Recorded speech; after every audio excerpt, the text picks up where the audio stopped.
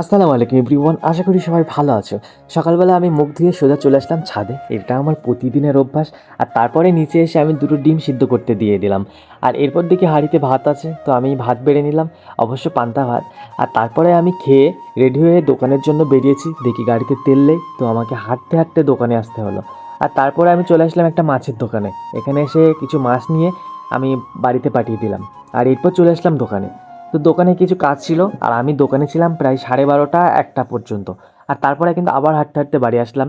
এই দেখো আমাদের বাড়িটা দেখো, পুরো গাছে ছেয়ে গেছে, দেখাই যাচ্ছে না কিছু। আর তারপর দেখি আমার মা রান্না করছে, আর আমাকে বললো এই মাছের ঝোলটা করতে। আর আমিও রাজি হয়ে গেলাম। তো তারপরে আমি লবণ হলুদ মাখিয়ে মাছগুলো সুন্দর করে ভাজা করে নেব। তো রান্না করতে আমার একবার খারাপ লাগে না। আর এখানে তারপরে ঝোলের মধ্যে মাছগুলো দিয়ে দেবো।